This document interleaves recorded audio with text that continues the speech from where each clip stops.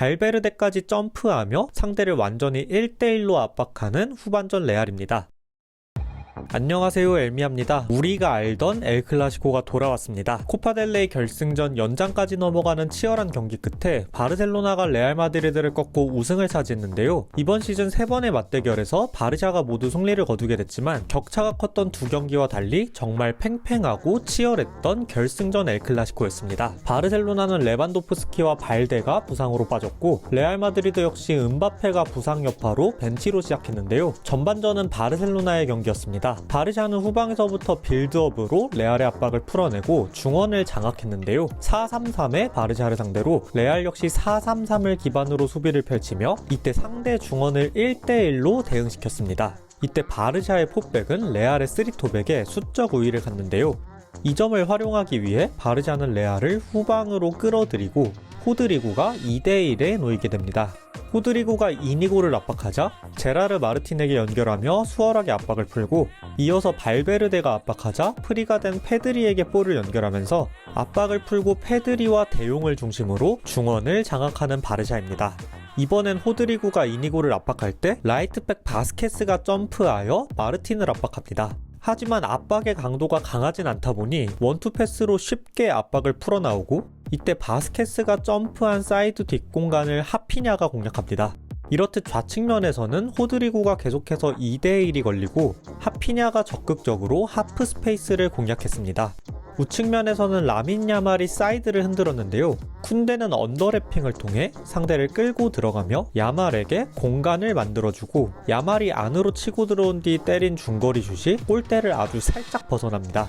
또 볼을 빼앗겨도 중앙에 과부하된 선수들이 즉각적으로 강도 높은 역압박을 펼치면서 빠르게 볼 소유권을 되찾고 볼을 점유할 수 있었습니다. 이렇게 바르샤가 중원을 장악하고 경기를 주도했지만 레반도프스키가 부상으로 빠진 전방의 무게감이 부족한 상황에서 결정적인 찬스를 만들어내지 못했는데요. 하지만 한지플릭의 바르셀로나의 공격 패턴은 매우 다양하며 그중 다이렉트한 역습은 아주 위력적입니다. 쿠바르시가 벨링엄의 스루 패스를 차단하고 이때 야말을 향한 페드리의 다이렉트한 연결로 역습이 시작됩니다. 야말이 박스로 몰고 들어올 때 2선 침투를 통해 상대 미드필더들이 박스로 내려앉고 이때 공간이 비는 박스 앞에서 페드리가 중거리 득점에 성공합니다.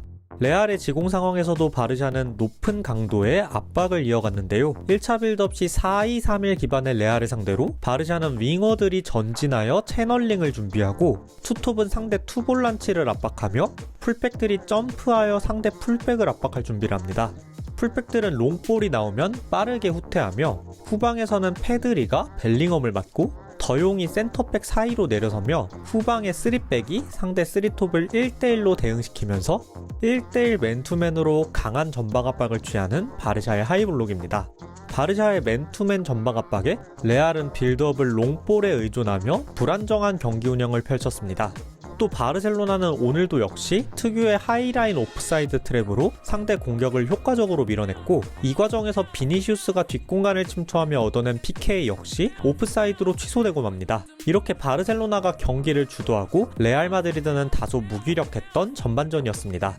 득점이 필요한 레알은 후반 시작과 함께 은바페를 투입하고 10분 뒤에는 모드리치와 퀼러를 투입하며 발베르데를 풀백으로 돌리면서 공격을 강화하고 전반보다 전방 압박의 강도를 더욱 높였는데요. 발베르데까지 점프하며 상대를 완전히 1대1로 압박하는 후반전 레알입니다. 하지만 이로 인해 라인 사이 간격이 벌어지고 바르샤는 압박 라인을 넘기는 롱볼로 이 간격을 공략하는데요.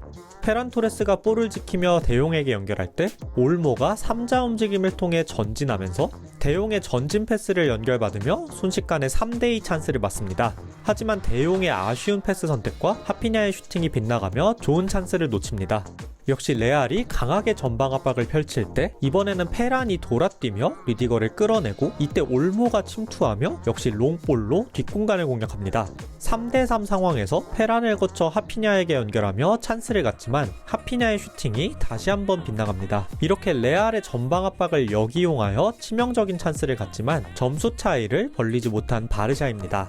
그리고 후반전 바르샤가 흔들리기 시작합니다. 레알의 강해진 전방 압박에 빌드업이 끊기며 위기를 갖기도 하고 또 바르샤의 전방 압박을 레알이 롱볼로 넘기면서 이때 세컨볼 경합에서 승리한 뒤 벨링엄이 개인 기술로 상대를 따돌리고 스루 패스, 비니시우스의 결정적인 슈팅이 슈체스니에게 막힙니다. 특히 후반전 투입된 은바페가 바르샤의 뒷공간을 괴롭혔는데요. 역시 앞방 라인을 넘긴 롱볼과 세컨볼 경합에서 이긴 뒤 벨링엄이 은바페에게 연결하여 찬스를 갖습니다. 이번엔 3자 패스로 바르샤의 압박을 풀어낸 뒤 역시 은바페의 뒷공간 침투로 박스까지 진입하고 이어서 비니시우스에게 연결하지만 이번에도 슈체스니에게 막힙니다. 이렇게 레알이 바르샤를 흔들던 후반 70분경 역시 앞방 라인을 넘기는 롱볼을 보내고 벨링엄이 세컨볼 경합에서 승리한 뒤 은바페가 이니고를 따돌리고 전진할 때 박스 앞에서 프리킥 찬스를 획득하고 자신이 직접 프리킥을 득점으로 연결하며 결국 동점에 성공하는 레알입니다. 이어서 후반 77분 ힼ러의 코너킥을 리디거가 헤딩으로 득점하며 역전까지 성공하는 레알입니다. 얼마 남지 않은 시간 이렇게 레알이 우승을 거두는 듯 했지만 후반 84분 야말의 감각적인 침투 패스가 리디거와 크루투아 사이 애매한 공간에 떨어지고 페란이 크루투아를 제치고 또다시 동점에 성공하며 치열했던 경기는 연장까지 이어집니다.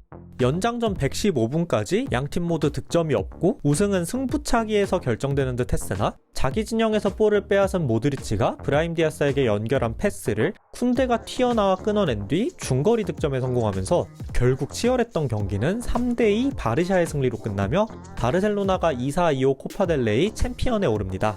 동점과 역전이 반복된 치열한 엘클라시코였습니다. 전반전은 바르셀로나가 안정적인 빌드업으로 경기를 지배했지만 후반전 레알 마드리드가 강한 압박으로 반전에 성공했고 결국 마지막에 웃는 팀은 바르셀로나가 되었습니다. 오늘 영상은 여기까지입니다. 시청해주셔서 감사합니다.